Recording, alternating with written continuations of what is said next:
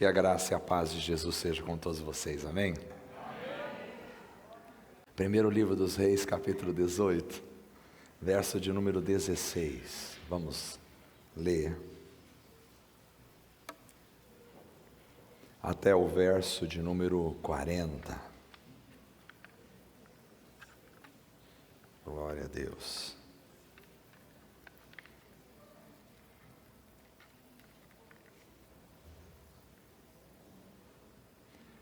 Diz assim a palavra do Senhor: Então Obadias dirigiu-se a Acabe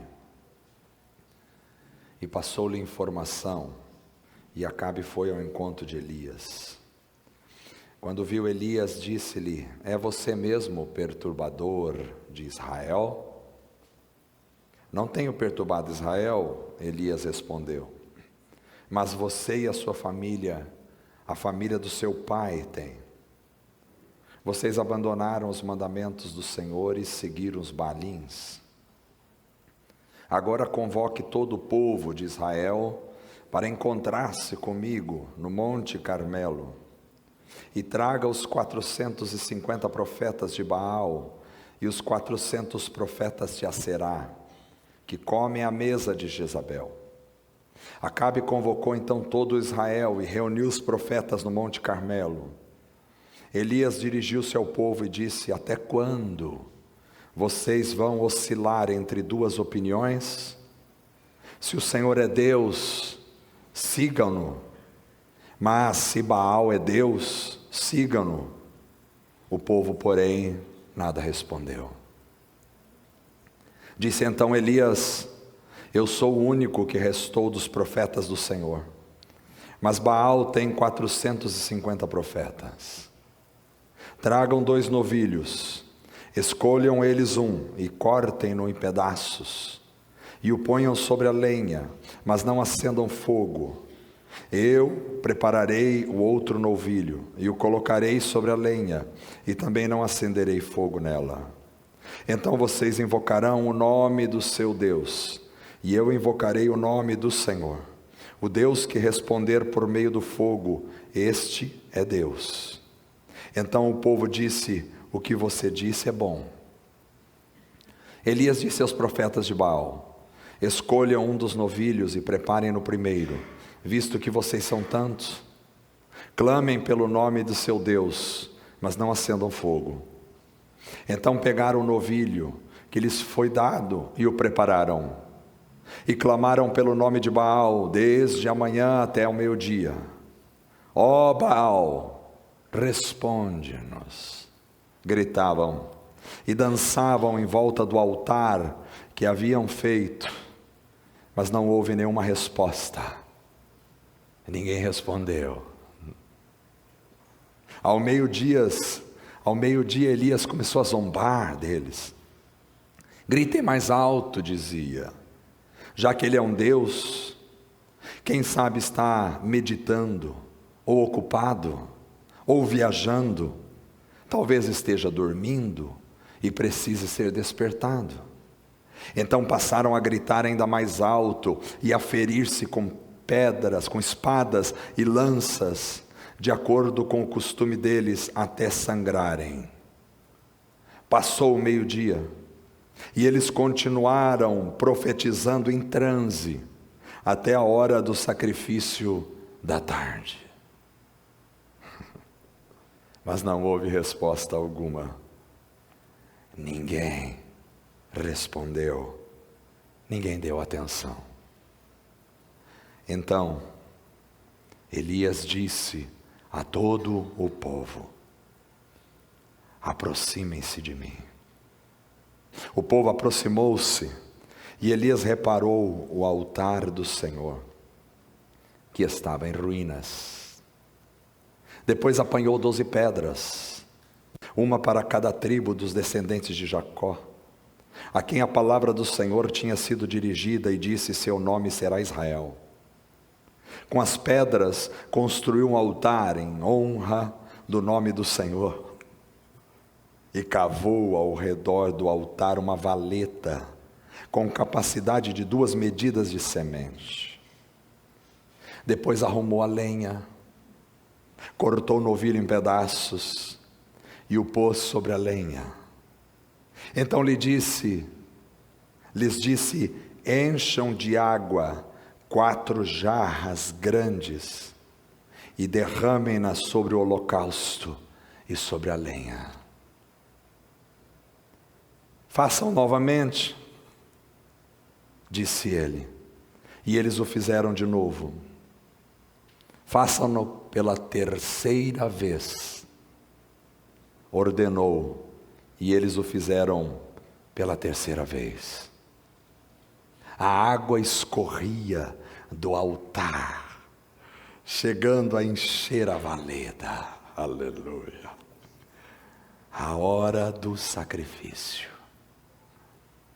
O profeta Elias, eu posso ver essa imagem no meu coração, colocou-se à frente e orou: ó Senhor Deus de Abraão, de Isaque e de Jacó, que hoje fique conhecido que tu és Deus em Israel, e que eu sou teu servo, e que fiz todas essas coisas por ordem tua. Responde-me, ó Senhor, responde-me, para que este povo saiba que tu, ó Senhor, és Deus, e que fazes o coração deles voltar para ti. Então, somente então, o fogo do Senhor caiu e queimou completamente o holocausto, queimou a lenha, queimou as pedras, queimou o chão, secou totalmente a água na valeta. Quando o povo viu isso, todos caíram prostrados e gritaram: o Senhor é Deus, o Senhor é Deus. Então Elias ordenou-lhes: prendam os profetas de Baal, não deixe escapar nenhum. Eles o prenderam, e Elias os fez descer ao riacho de Quizon, e lá os matou. Amados irmãos, hoje eu quero falar sobre a vida consagrada ao Senhor. A vida consagrada ao Senhor. Eu acho que este é um assunto fundamental para a igreja. Quem tem sede de uma vida consagrada ao Senhor? Consagrada significa dedicada, significa dedicação exclusiva, significa propriedade de, significa pertencimento a. Consagrado ao Senhor é quando eu estou dedicado exclusivamente ao Senhor, é quando eu pertenço só ao Senhor, é quando eu vivo para o Senhor, é quando o meu pensamento, a minha mente, o meu coração, a minha vida, o meu ser estão direcionados somente para Deus. Isto é uma vida consagrada. Talvez uma das questões mais importantes da nossa época é uma vida de consagração. Quantos têm uma vida de consagração na igreja? Quantos têm uma vida de dedicação ao Senhor na igreja? Quantos têm uma vida aos pés da cruz na igreja? Quantos têm uma vida de busca do Senhor, de entrega total ao Senhor? Quantos de vocês são ocupados plenamente pelo Espírito de Deus? Quantos de vocês pertencem unicamente ao Senhor dos Exércitos? Quantos de vocês são propriedade exclusiva de Deus? Isto é consagrado ao Senhor. Nós estamos aqui no século 9 antes de Cristo neste texto. O estado espiritual de Israel era absolutamente deplorável. A mulher de Acabe era o rei de Israel, um homem perverso, que tinha colocado cada vez mais idolatria no meio do povo de Israel. Sua mulher de Acabe, a Jezabel, não ficava atrás. Era uma mulher perversa. e ela estava matando todos os profetas do Senhor. Acabe e Jezabel eram contra a voz de Deus. Eles queriam destruir a voz profética do Senhor, porque serviam a deuses de pedra, de barro, serviam aos Baalins, e por isso odiavam os servos de Deus. Israel tinha sido contaminado pela adoração a Baal e estava sob o juízo de Deus. Elias tinha proferido uma sentença sobre Israel, 3 anos de seca. Imagine um país que depende completamente da pecuária e da agricultura, passar por 3 anos de seca sem uma gota de água. Os animais estavam mortos, as plantações não vingavam, o povo morria de sede, morria de fome. Deus estava derramando juízo sobre Israel. Israel vivia uma seca, e seca é sinônimo de ausência de Deus. Seca é um símbolo da Bíblia. Seca é uma simbologia bíblica que representa a ausência do Senhor. O rei Acabe, perverso, odiava o profeta Elias e queria matar Elias a todo custo. Então Elias propõe um desafio. Se apresenta a Acabe e propõe um desafio. Você teria coragem de fazer esse desafio? Preste bem atenção, Acabe procurava Elias por todos os lados para o matar. Mas o servo de Deus não teme o homem, não teme aquele que possa fazer algo contra ele aqui nessa terra, teme ao Senhor Deus. Então Elias se apronta e se apresenta a Acabe. A situação era tão grave em Israel, que Elias disse ao povo no verso 21 que nós lemos: até quando vocês vão oscilar entre 2 opiniões? Se o Senhor é Deus, sigam-no. Mas se é Baal, se Baal é Deus, então sigam-no. O povo, porém, não respondeu. O povo não respondeu palavra. Quando o povo não sabe se segue ao Senhor ou se não segue ao Senhor, é porque a situação está absolutamente calamitosa. A situação em Israel era deplorável. Vocês leram o texto comigo esta noite. Elias propõe que os profetas de Baal clamem ao seu Deus, e o próprio Elias também clamaria ao Senhor. E aquele Deus que respondesse com fogo, este seria o verdadeiro Deus.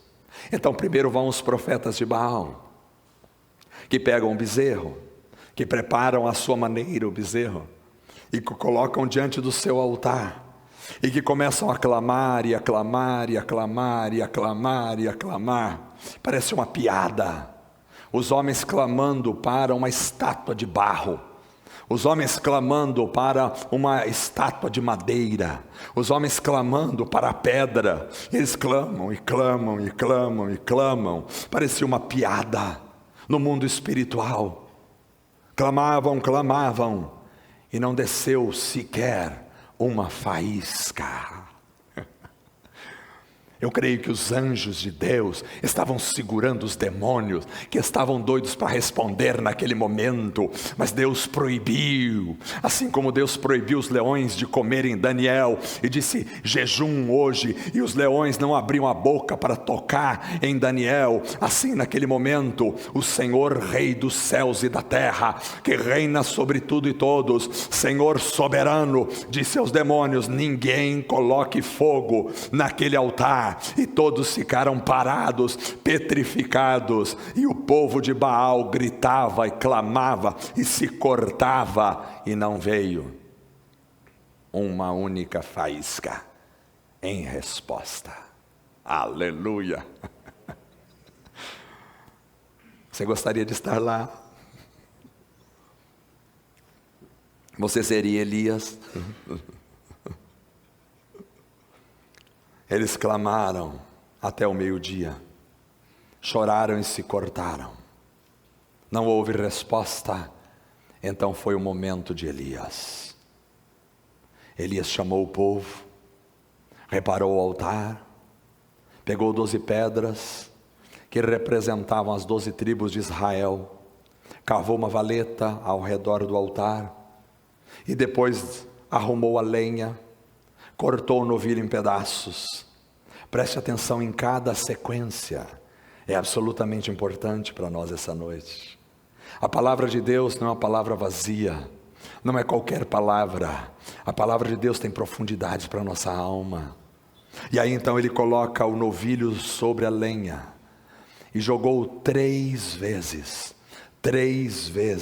4 jarros de água.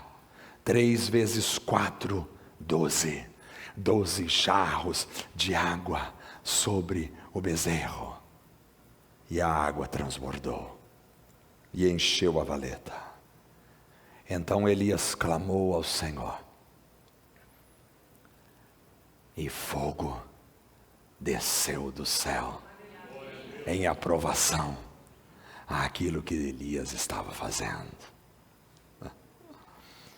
O fogo não caiu só sobre o bezerro, queimou o bezerro, torrou a lenha, torrou as pedras, secou toda a água que estava em volta. Aleluia! Aprovação absoluta de Deus. Amados irmãos, muito mais do que um texto maravilhoso que fala sobre um desafio fascinante. A meu ver, esse texto possui verdades que revelam a vida consagrada do homem de Deus. Preste bem atenção à semelhança de Israel, e não pense que acontece só com Israel. Israel na história bíblica é uma metáfora, Israel é um modelo, Israel é um símbolo de mim e de você, do povo de Deus. Israel não está lá por acaso. Há lições quando você olha para a vida de Israel. Não é raro você se identificar com Israel. E por que isso acontece? Porque Israel é um protótipo da igreja, é um símbolo da igreja, é um símbolo meu e seu no Antigo Testamento. Então é bom e importante olharmos para Israel no Antigo Testamento, mas também olharmos para Israel no Novo Testamento, e olharmos para Israel na nossa época. Tem muita gente dizendo por aí na internet: mas esse Israel de hoje não tem nada a ver com Israel bíblico, não é o mesmo Israel bíblico. É óbvio que não é o mesmo Israel bíblico, porque para ser o mesmo Israel bíblico, nós teríamos que ter um rei lá em Israel, nós teríamos que ter muros ali em Jerusalém, nós teríamos que ter os profetas ali em Israel. Às vezes, à semelhança de Israel, a gente acaba se distanciando de uma vida verdadeiramente consagrada ao Senhor. Não pense que acontece só com Israel.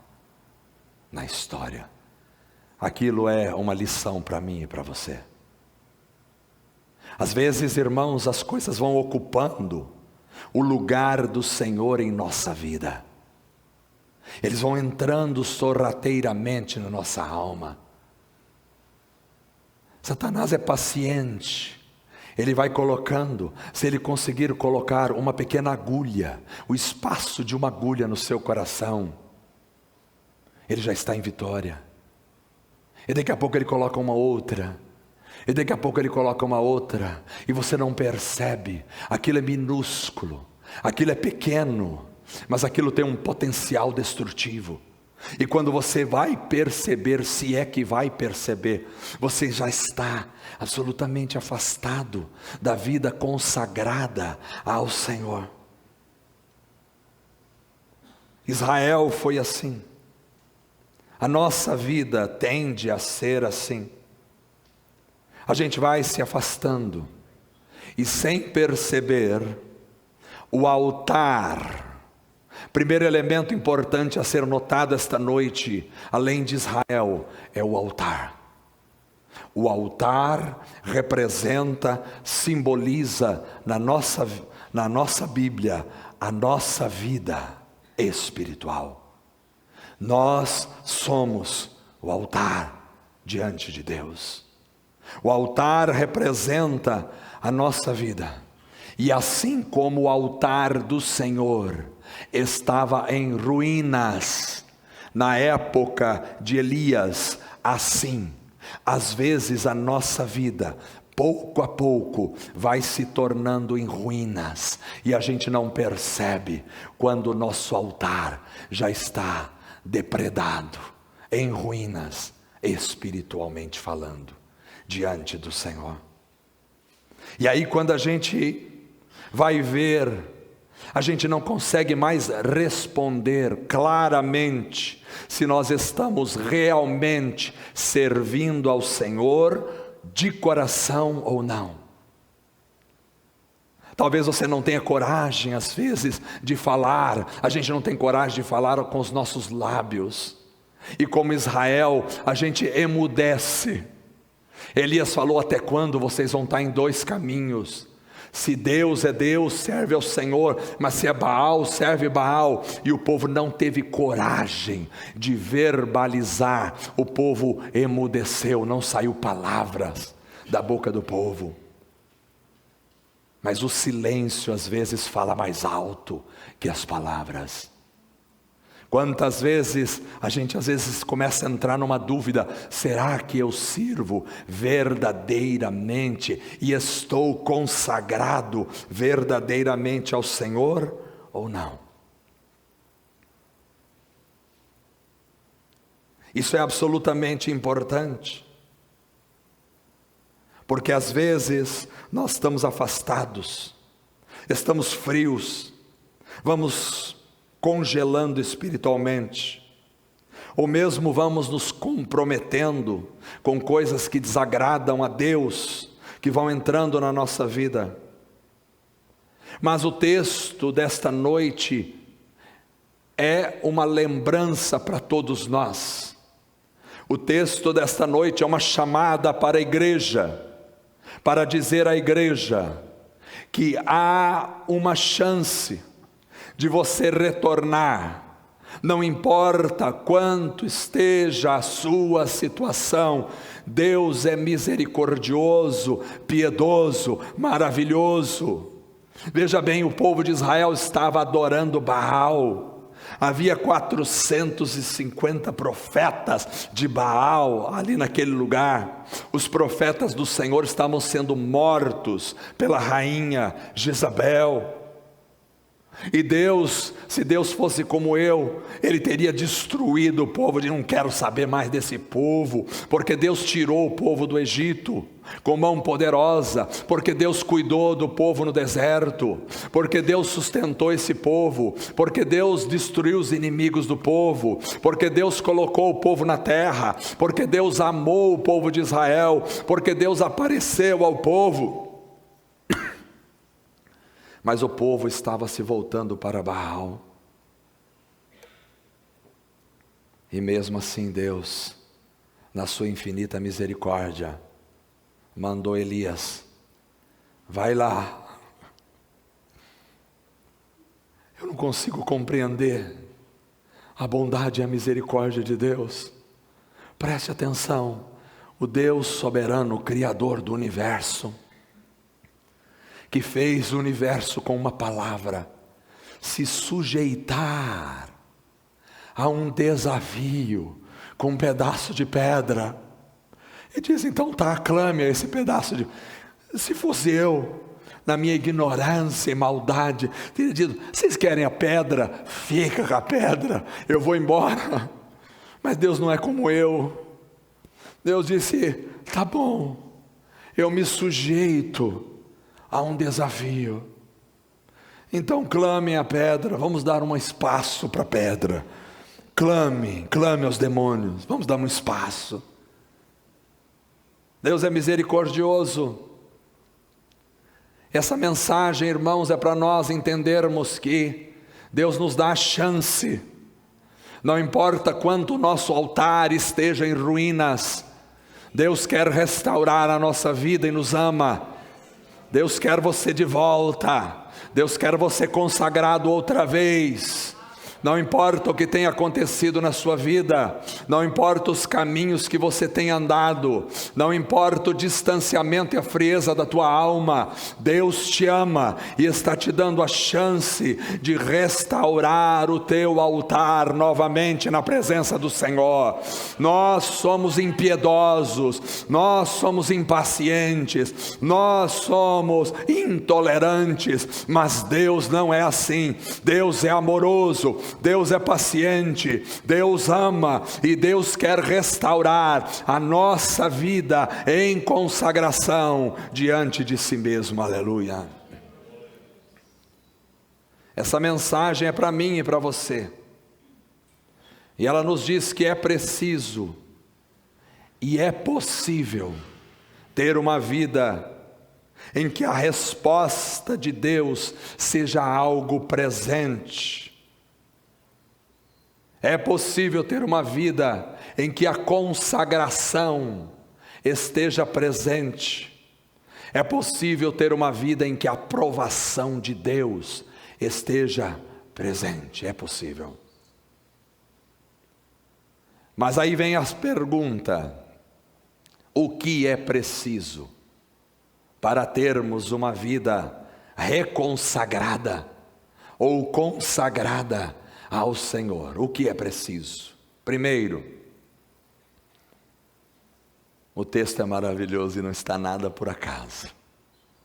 Primeiro, é preciso se aproximar da voz profética. Para ter a vida consagrada, é preciso se aproximar da voz profética.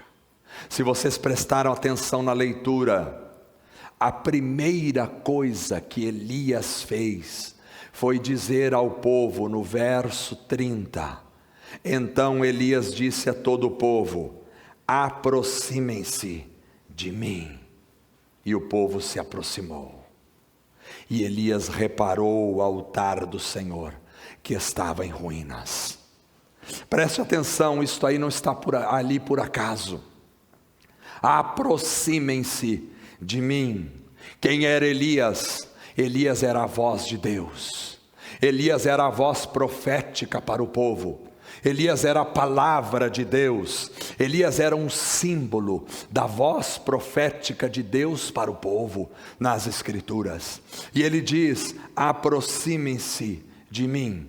A primeira ordem é esta para nós: aproxime-se da voz profética. Chegue mais perto da palavra. Chegue mais perto da palavra. Esta palavra é verdadeira, é eficaz. Esta palavra não é um livro comum. Esta palavra é um livro sobrenatural. É nesta palavra que está a vontade de Deus para a minha vida e para a sua vida. É nesta palavra que nós temos vitória. É nesta palavra que nós temos a libertação. É nesta palavra que nós temos a comunhão. É nesta palavra que nós temos o derramamento do poder. É nesta palavra que nós temos a correção. É nesta palavra que nós temos a instrução. É nesta palavra que nós temos a vida. É nesta palavra que nós temos a compreensão de quem é Deus. É nesta palavra que nós temos a compreensão de quem sou eu. É nesta palavra que nós temos a compreensão de qual é o caminho de Deus para nós. É nesta palavra que nós temos a compreensão do plano de Deus para a humanidade, do plano de Deus para a história deste mundo, do que virá aí pela frente. É esta palavra. Eu odeio a teologia liberal, porque a teologia liberal tenta destruir a sacralidade da palavra de Deus, e pessoas vão à internet dizendo: bem, não é bem assim que está escrito. Olha, o Pentateuco é um conjunto de literatura dos povos primitivos daquela época, em que os judeus pegaram literatura daqui, dali, de lá, e inventaram uma história, bobagens, balela de Satanás, para tentar colocar em descrédito a palavra de Deus. Eu creio nesta palavra. ela é a verdade do Senhor, ela é a revelação de Deus para a nossa vida. Esta palavra é a palavra de Deus. Aproximem-se desta palavra, aproximem-se. Quando a gente se distancia da palavra de Deus, a gente começa a esfriar espiritualmente. A Bíblia deve ser lida, deve ser estudada, deve ser praticada, deve ser compreendida, deve ser vivenciada. A palavra de Deus deve ser ensinada dentro de casa. Pais, ensinem a palavra do Senhor para os seus filhos. Inculcarás a teus filhos esta palavra. Falarás da palavra, em vez de falar bobagem em casa, em vez de falar de política em casa, em vez de falar de filosofia em casa, em vez de falar de coisas deste mundo em casa, em vez de falar de falta de dinheiro em casa, em vez de falar de situação financeira do país em casa, em vez de falar de tragédias em casa, em vez de falar de morte em casa, em vez de falar de doenças em casa, fale da palavra de Deus. Inculcarás a teus filhos esta palavra, dirás desta palavra ao deitar, ao levantar. Leia esta palavra com os teus filhos, leia com a tua esposa, leia com o teu marido. Ore esta palavra, ore sobre esta palavra, fale esta palavra, pense nesta palavra. Só assim a vida começará a ter chance de ser consagrada. Aproximem-se de mim, chegue mais perto. Quantas vezes a gente está frio, o altar está quebrado e a palavra profética está longe. Quantas vezes? Para você ter uma vida restaurada, você precisa aproximar-se da palavra, da voz profética. A palavra de Deus deve estar perto de nós, porque ela nos traz esperança, ela nos conforta, ela nos fortalece, ela nos corrige, ela nos ensina, ela nos direciona, ela nos instrui. Deuteronômio 30:14 diz: a palavra está bem próxima de vocês, está próxima de vocês, é só você se aproximar dela. Está em sua boca, em seu coração, por isso vocês poderão obedecer-me. Esta palavra não é uma palavra que está longínqua, no monte, longe, ela está próxima, ela vem do céu, desce o monte, está no meio do povo. A palavra de Deus ficava no meio do povo, ficava na arca da aliança, onde Moisés colocou as tábuas dos 10 mandamentos, onde Moisés escreveu a sua palavra e colocou o rolo do livro da lei, na arca da aliança. E a arca da aliança ficava no meio, exatamente no meio do povo de Israel. A palavra está perto de você, você pode obedecê-la, você deve obedecê-la. É a voz profética. Mas é interessante, porque quando a palavra está perto, então é a voz profética que restaura o altar. Elias, símbolo da voz profética, Elias reparou o altar do Senhor que estava em ruínas. É a voz profética, e somente a voz profética que pode restaurar o altar do Senhor em ruínas. A palavra de Deus precisa interagir conosco para restaurar a nossa vida. E você notou aqui uma coisa interessante: o altar estava em ruínas.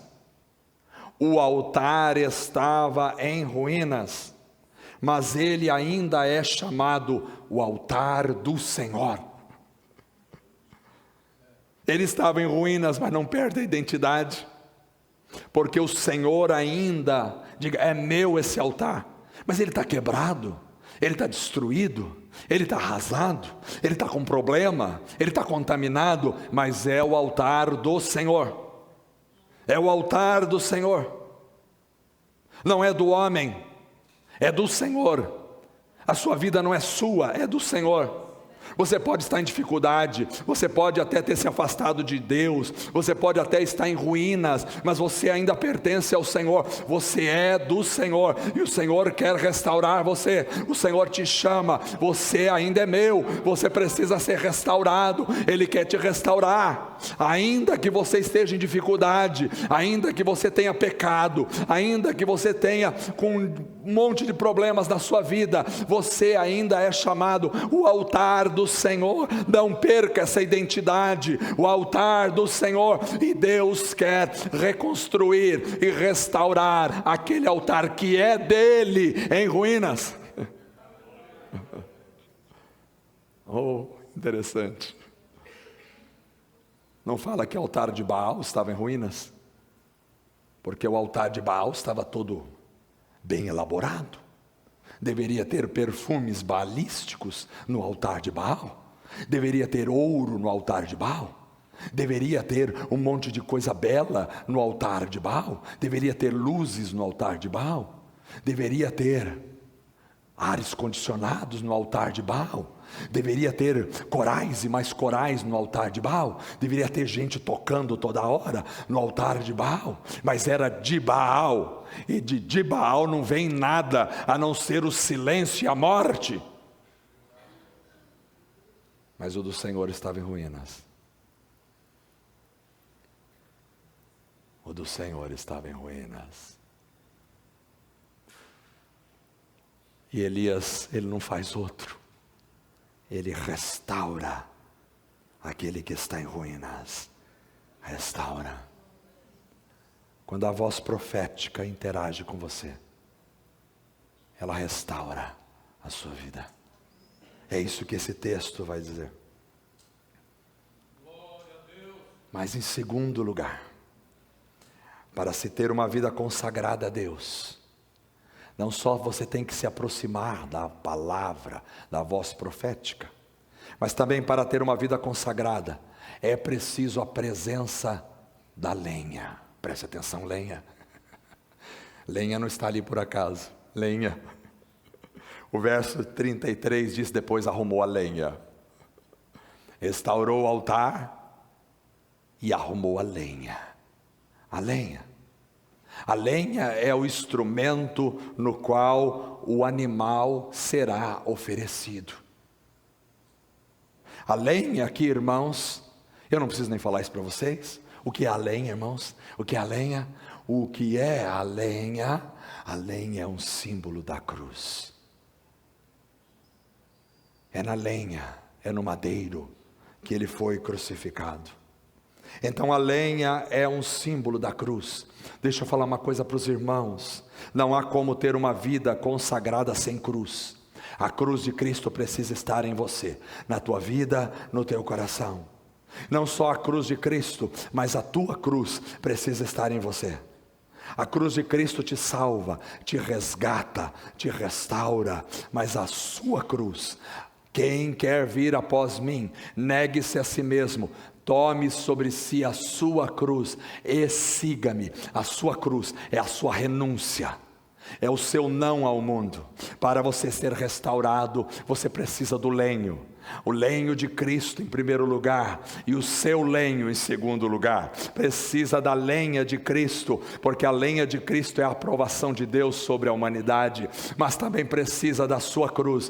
Para seguir a Jesus, você tem que renunciar. Renúncia. Nós vivemos numa sociedade de difícil renúncia.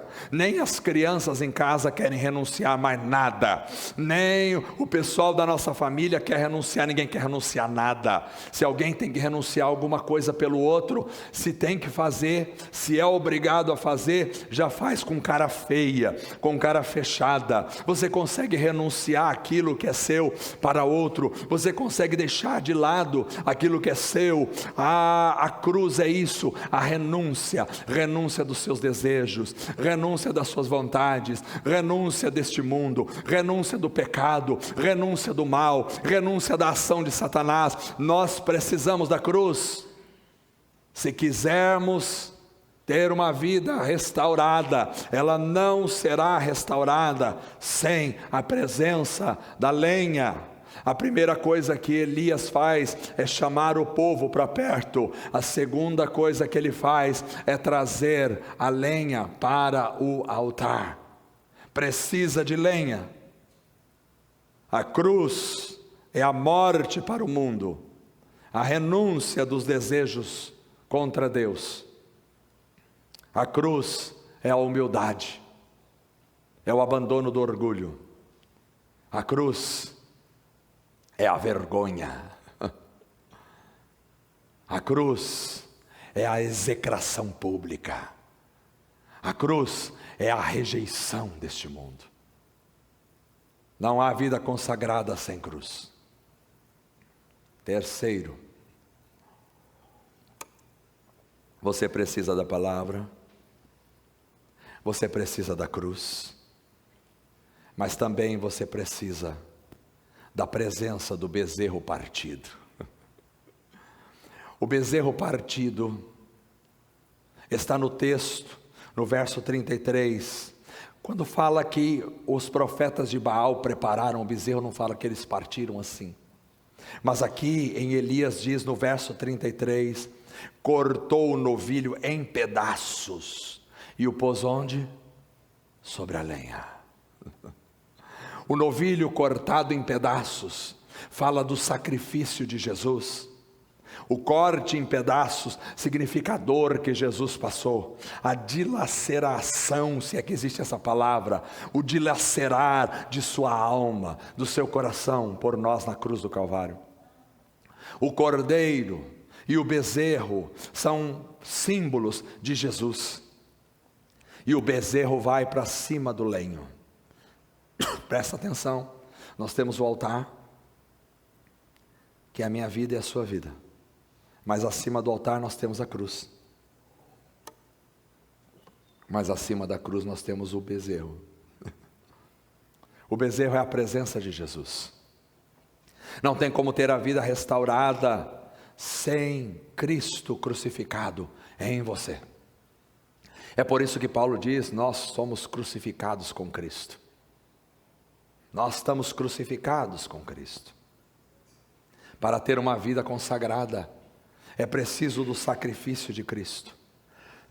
Você não pode ter uma vida consagrada ao Senhor, sem a presença do bezerro em você, sem a presença de Cristo em você, porque quando Deus olha para você, Ele precisa ver Cristo. Cristo é a aprovação de Deus para a humanidade. Cristo em vós, esperança da glória, diz a palavra do Senhor. Se Cristo está em você, há esperança para você. Se Cristo não está, não há esperança. Você pode ser um bom pai de família, mas sem Cristo não há esperança. Não há. Além disso, para ter uma vida consagrada, é preciso da água. Aleluia. A água. Os versos 33 e 35, a 35 dizem, então lhes disse, encham de água 4 jarras grandes, e derramem-nas sobre o holocausto e sobre a lenha.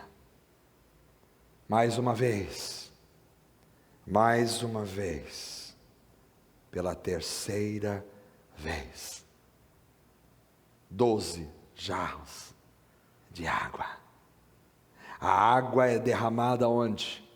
A água é derramada primeiro sobre o bezerro, e do bezerro desce para a lenha, e da lenha desce para o altar, e do altar vai para a valeta. A água, irmãos, é uma representação na Bíblia também do Espírito Santo. Jesus disse em João capítulo 7, verso 38 e 39, quem crer em mim, como diz as Escrituras, do seu interior fluirão rios de água viva. E ele estava se referindo ao Espírito, que mais tarde receberiam os que nele crescem.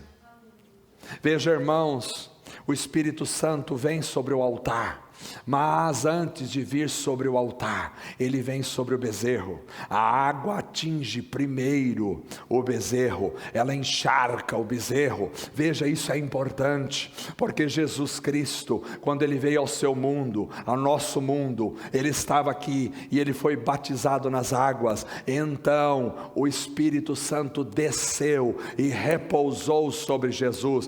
Primeiro o Espírito Santo habita em Jesus. Primeiro o Espírito Santo vem sobre o sacrifício da cruz, para depois atingir o altar. Primeiro vem o derramamento do Espírito sobre a pessoa de Cristo. Se não tiver Cristo, não tem o derramamento do Espírito. Se o Espírito não for derramado sobre Cristo, não vai atingir o altar. O altar só é atingido depois que o cordeiro ou que o bezerro está totalmente encharcado pela água, e não é pouca água, não é uma água pouquinha, não é uma gota de água, é muita água. A água que cai sobre Jesus é uma água que vai inundando o seu ser, é a água do Espírito, é o poder do Espírito que vai inundando o bezerro, e vai inundando e vai alagando aquele bezerro, e quando o bezerro está alagado, aquela água começa a transbordar para o altar, e quando o altar começa a ficar encharcado de água,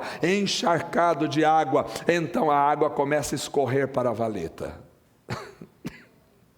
Aleluia. O que significa isso, irmãos? O poder do Espírito Santo primeiro caiu sobre Jesus, e se Jesus está em você, o poder do Espírito Santo vai encharcar você. E quando você é encharcado pelo poder do Espírito Santo, então aquilo não fica só para você, aquilo corre para a valeta que está ao lado. Aquelas pessoas que estão perto de você começam a sentir o poder do Espírito Santo e a mudança que há em você. Mulher, o que você mais precisa na tua vida, você que está vivendo um problema no seu casamento, o que você mais precisa na tua vida é um homem cheio do Espírito Santo dentro da tua casa. É o teu marido repleto do poder do Espírito Santo, porque quando ele estiver repleto do poder do Espírito Santo, aquela água vai invadir toda a família. Homem, o que você mais precisa dentro da tua casa é uma mulher cheia do Espírito Santo. Filhos, o que vocês mais precisam dentro de vossas casas não é um pai que traga dinheiro para dentro de casa, não é isso não. O que vocês mais precisam é um pai cheio do poder do Espírito Santo. Tem muito pai achando que o que precisa fazer na família é só prover. Não, estou trazendo dinheiro para minha família, estou trazendo dinheiro para minha família, estou trazendo dinheiro para minha família. Vou falar uma coisa para você, meu irmão: se você está trazendo dinheiro para a tua família, mas não está trazendo o poder do Espírito Santo para a tua casa, o teu dinheiro é inútil, a tua família vai destruir o teu dinheiro, você vai morrer, a tua família vai morrer e tudo vai ficar aí. O que você precisa trazer para dentro da tua casa não é dinheiro, é o poder do Espírito Santo na tua vida. Quando o homem é cheio do Espírito, quando a mulher é cheia do Espírito, aquilo começa a transbordar para a família toda. E quando começa a transbordar para a família toda, começa a atingir os vizinhos. O rego em volta, aquela valeta que está ali, vai atingindo os outros. O poder do Espírito é derramado, e é derramado com graça, com abundância. Por isso Jesus disse rios de água viva. Ele não disse rio, ele disse rios de água viva fluirão. É muita abundância, é muita abundância. 3 vezes. E é interessante porque Elias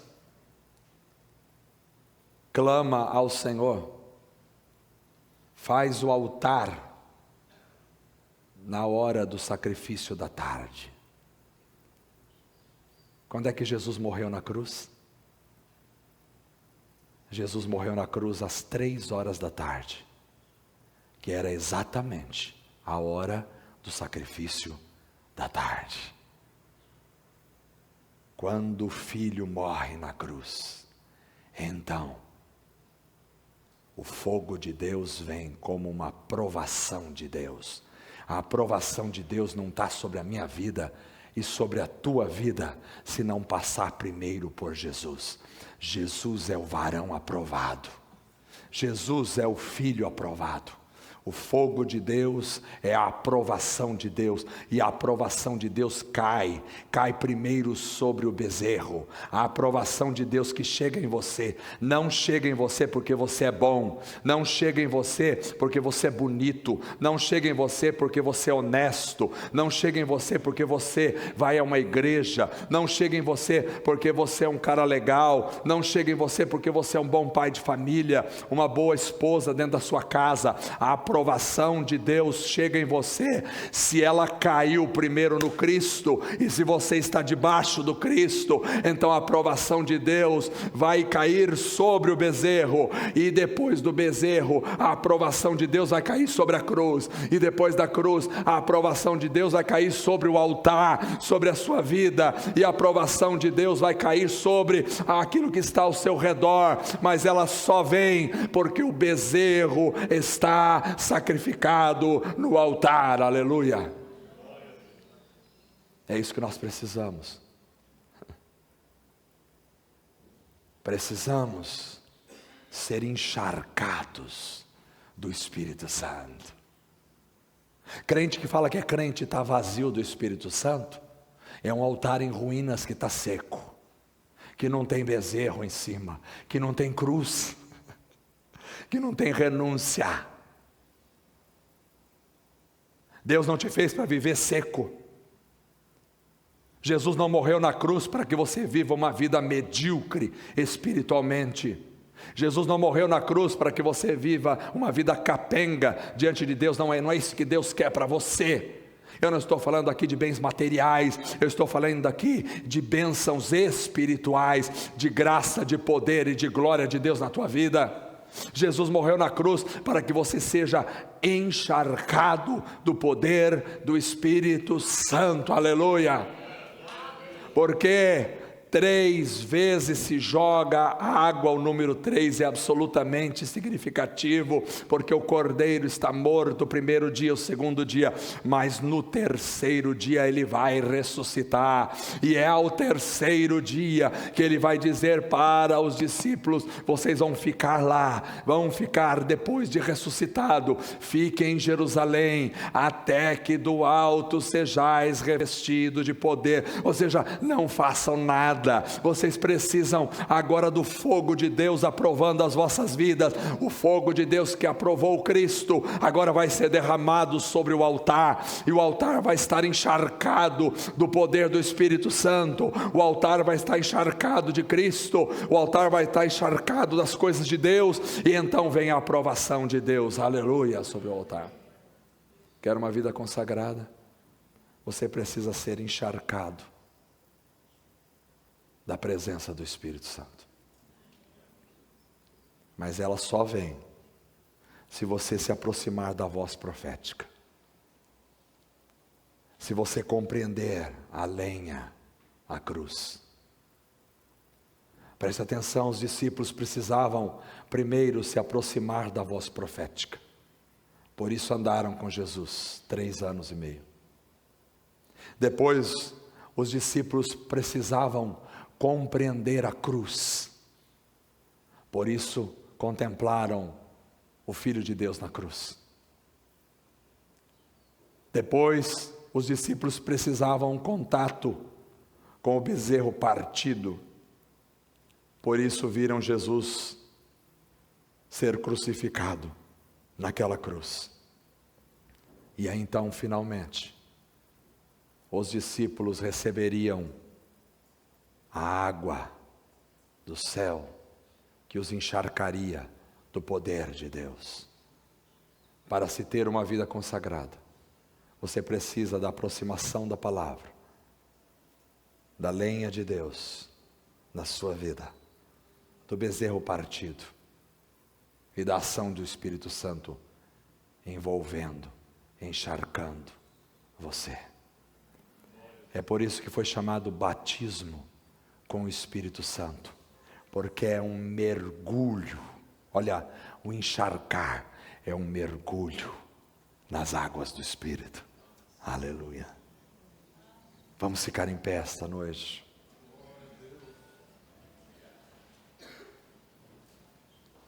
Você quer uma vida consagrada ao Senhor?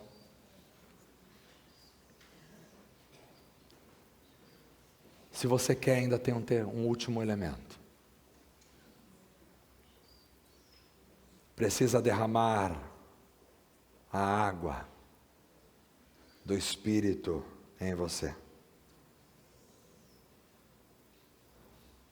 Mas aí vem o verso 36 até o 38 e diz: a hora do sacrifício, o profeta Elias colocou-se à frente e orou.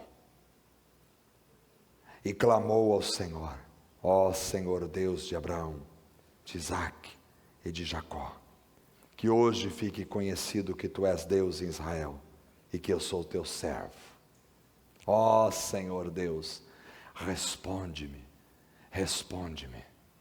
A vida consagrada acontece no clamor. É no calor do clamor que a chama de Deus incendeia o altar.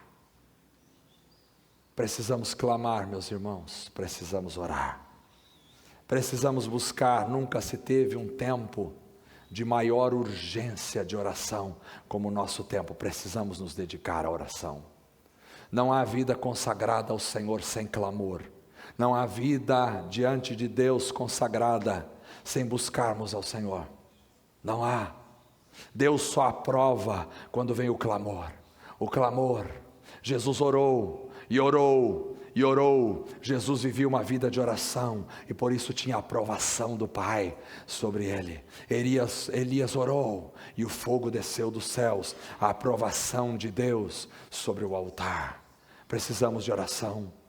De oração, vida de oração, vida de oração. Precisamos orar de manhã, precisamos orar à tarde, precisamos orar à noite, precisamos orar nas madrugadas, precisamos orar nos cultos, precisamos orar em casa, precisamos orar nas ruas, precisamos orar dirigindo o carro, precisamos levantar as mãos em todos os lugares, as mãos santas orando, precisamos orar nos shoppings, precisamos orar nas lojas, precisamos orar onde estivermos. Quando você vai ao shopping, quando você vai almoçar no restaurante, não deixe de orar ao Senhor naquele lugar, não deixe de dar um testemunho de oração ali. Às vezes a gente fica com vergonha, chega o alimento, a gente já começa a comer logo, mas é importante no lanche, aonde vocês vão, dobrarem ali as vossas cabeças e orar ao Senhor diante de todos. Precisamos orar, precisamos ser homens de oração. Eu estava no shopping center esses dias atrás e a Carla foi ao banheiro, fiquei sentado ali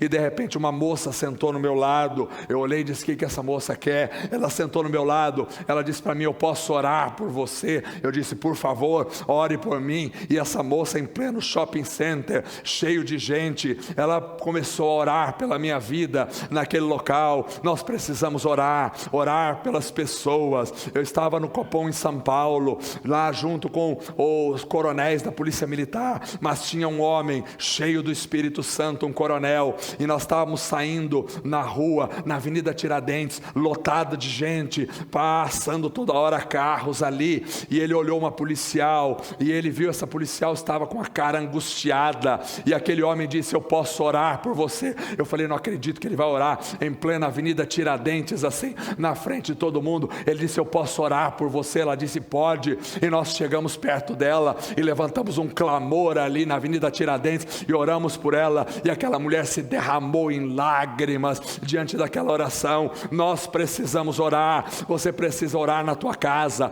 no teu quarto, na tua família. Você precisa orar no teu trabalho, aonde estivermos. Somos homens de oração, somos mulheres de oração. Nós oramos no carro, dirigimos o carro orando. Não feche os olhos para orar, vai dirigindo com o olho aberto mesmo, mas levantando as mãos oramos ao Senhor e buscamos a Deus nas estradas, nas ruas, na cidade. Nós somos gente de oração. Charles Finney foi tão cheio do poder do Espírito Santo, mas Charles Finney dizia: eu orava tanto, que eu nem sabia mais quantas horas eu orava por dia. Eu estava vivendo em oração todo momento, e Deus usou Charles Finney para trazer um avivamento nos Estados Unidos. A oração é a chave da nossa vitória. Nós precisamos clamar ao Senhor. Não adianta reclamar é falar com o diabo. Nós falamos com Deus, nós não reclamamos, nós oramos ao Senhor. Eu sei, a situação está difícil,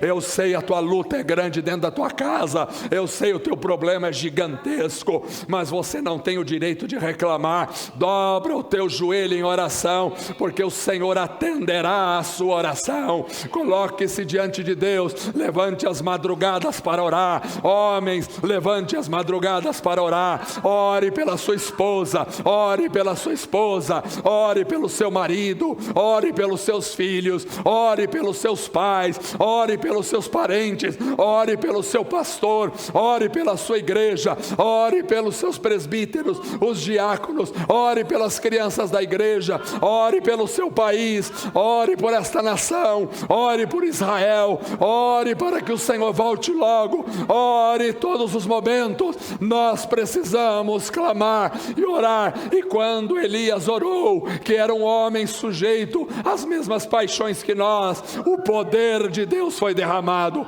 sobre aquele altar. Aleluia.